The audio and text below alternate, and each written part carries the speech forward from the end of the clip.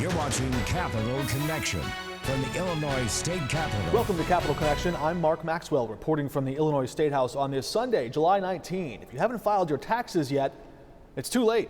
Unless you took out an extension. Of course, tax day pushed back 3 months this year from April 15 to July 15. And on tax day, a number of supporters for Governor Pritzker's graduated income tax proposal used that platform, that backdrop of tax day, to remind people that next year's taxes and tax returns might look different. You might get a tax cut, or if you make more than $250,000 a year, you could see a tax increase. That's if voters approve the constitutional ballot question on the ballot this November.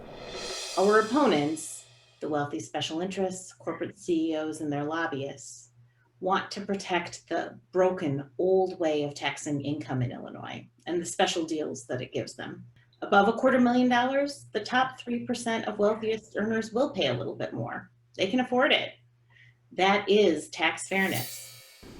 Last week, we heard from John Bowman, the head of the, formerly with the Shriver Center on Poverty Law, who now heads up a ballot initiative committee trying to persuade voters to vote yes for the fair tax. That's what their ballot initiative is called. Of course, it refers to the graduated income tax rate structure that would require Illinois to abolish the flat tax we have in place, embedded in our Constitution right now. This week, we hear the counter argument from Cindy Neal, who is the chair of the Leadership Council for the NFIB, the National Federation of Independent Business, and a business owner in Peoria, helping recruit employees and find them jobs in that area. Cindy, it's good to have you with us. Thank you, Mark. You were at that big press conference, the coordinated statewide push a week ago, trying to persuade voters of the downside of all this. From your vantage point, is there something fundamentally unfair with a graduated income tax rate structure? For example, should the federal government change from where they are now to a flat income tax? I would love to see the federal government change to a flat income tax. I think that is what a fair tax is all about. If everybody pays the same percentage on your income, I don't know what could be more fair than that. So if you're a multimillionaire versus someone who's at entry level, I think that's fair, and it mathematically is beautiful and perfect. It's a round number, it's a clean number, but there's also the reality that the supporters of this graduated income tax, one that has been in our federal system for decades now, they point out that the people who only make $20,000 or $30,000 a year, once they pay their taxes and their mortgage and their rent and all that, they live paycheck to paycheck and they have very little left over. Someone who makes $250,000 a year or $1 million a year pays their taxes and their mortgage, and they have this much bigger chunk of the pie left over. They have more disposable income. Is that not fair for people who are doing quite well for themselves in this system to kick in a little more to the systems that they take advantage of? I think that the people that are in those higher income brackets tend to be who I call the makers, and the folks that are in the lower income brackets tend to be what I call the takers. And I do believe that as somebody starting out in life and trying to raise your family, sometimes you need help from different programs and agencies, and that's why we all pay into our tax system, to help those folks. But I don't want to take away from the makers or make them pay more, because those are the folks technically that are reinvesting in businesses, providing employment opportunities for those people that are working their way up the career ladder and are trying to support their families locally. I don't know if Abraham Lincoln would have used some of that same phrase. He often referred to a laborer being worthy of the spoils of their labor. You're calling them takers. These are people who work their way through life.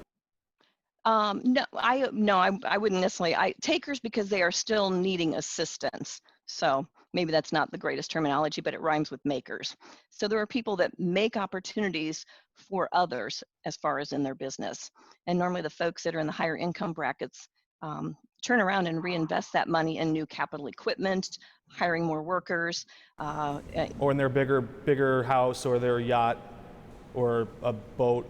Sure. As you alluded to Lincoln, why not enjoy the spoils of your labors? Yeah.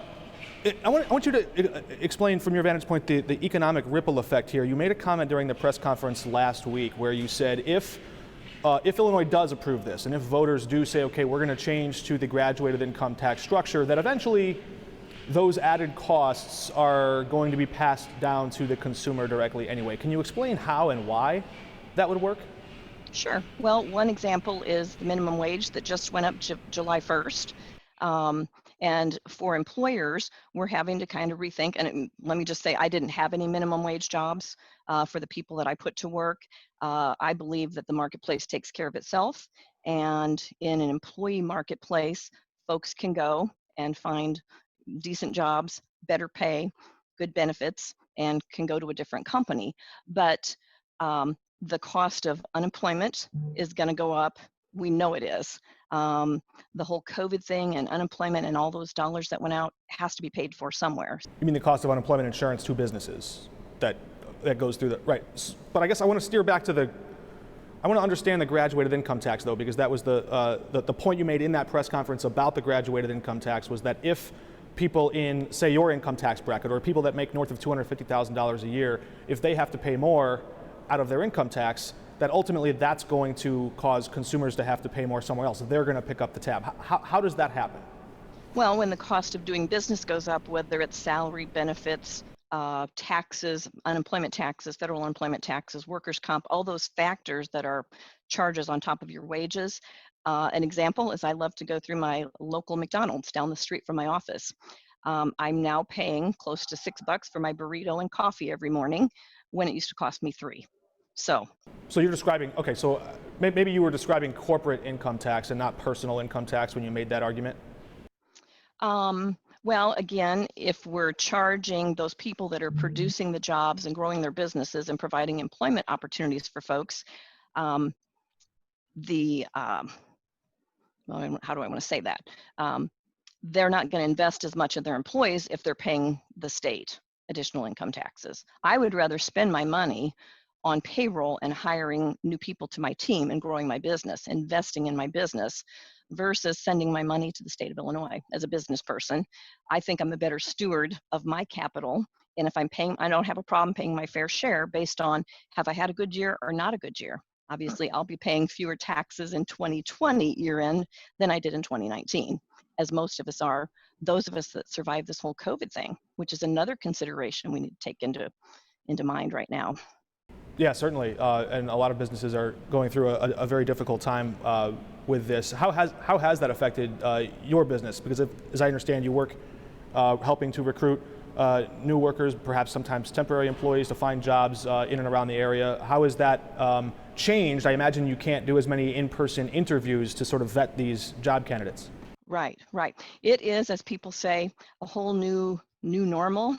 That's the kind of the tag word right now. So yes, we've been doing remote, using the technology, minimizing any kind of face-to-face in-person contacts, which, we love people in our business, of course, so that's been a little difficult, but it's been an interesting challenge, and I see more of that moving forward. It is kind of convenient at times too for those people that are plugged into technology.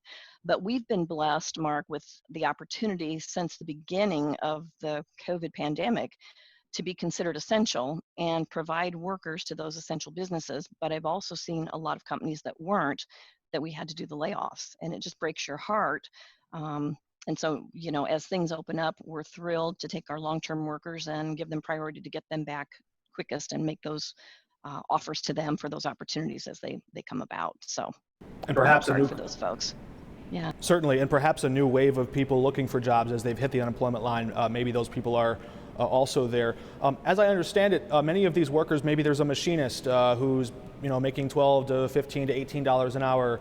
Every hour that person works, your company has an upcharge. There's like a commission involved in there, right? That's where your business helps to facilitate these workers and sort of take them off the payroll officially of the place where they work. Have you talked with any of those workers about this, and do you think they would agree with your, as I understand, you're advocating against a proposal that would cut their taxes? I believe that there should be a certain income level that until you have achieved that, that you're not paying into the system.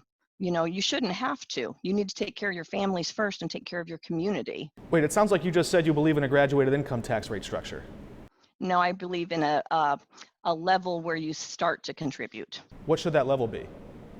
I'm not sure what that number should be. I don't know what the budget is. I think everyone should pay their fair share, but if they're not quite at that level yet, maybe they shouldn't pay into the system.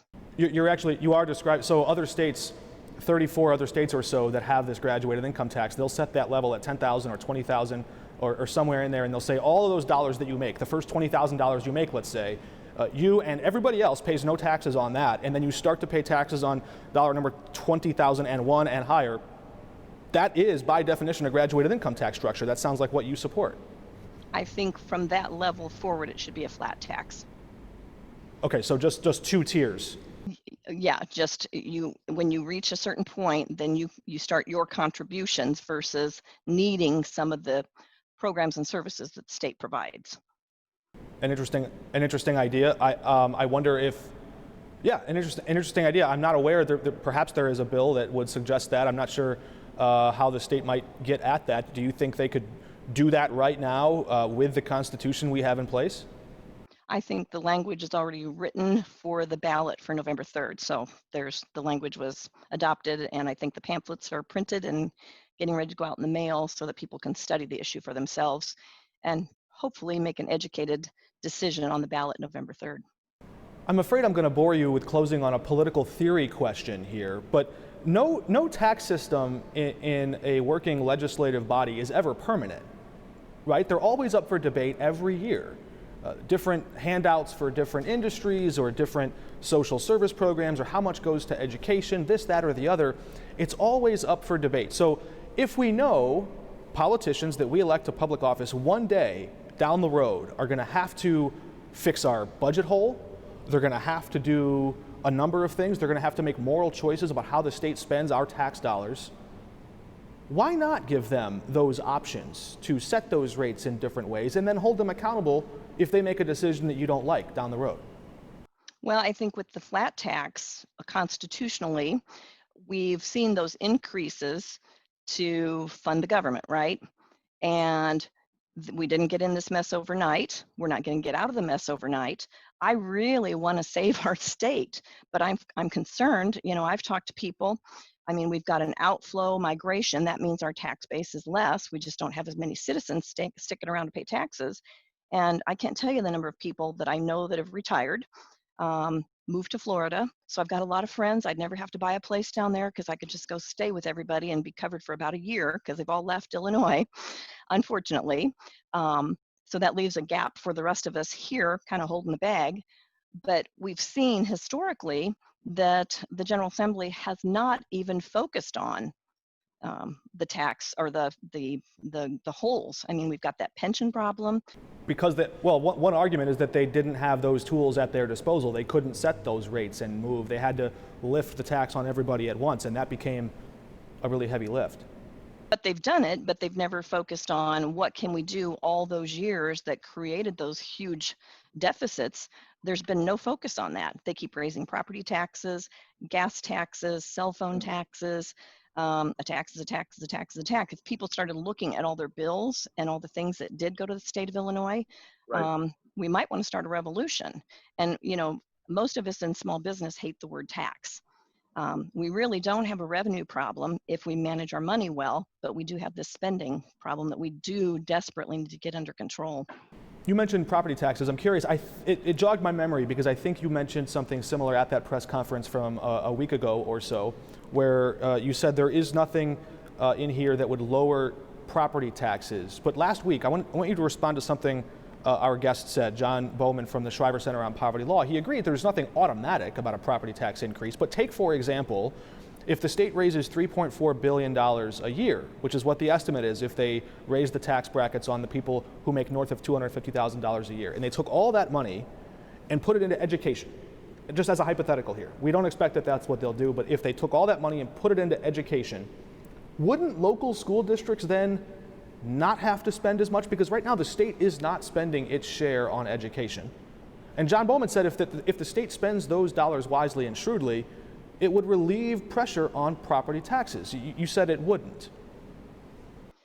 You know, my personal feeling is I look at my tax bills and they just go up and up and up every year. I don't see any relief in sight. I think we need to have our folks at the General Assembly take a look at our sister states. Take a look at Indiana and Wisconsin. What did they do? Again, I'm a small business person, so my focus every day is on running my business, and I don't have 100% of my time to just focus on the people in Springfield, although I need to make some connections with you because it looks like your office is there. And I'm trying to get my other fellow small business people to get involved politically. And we have to talk to our legislators and tell them our stories and tell them how it affects our day-to-day life and our employees and our communities.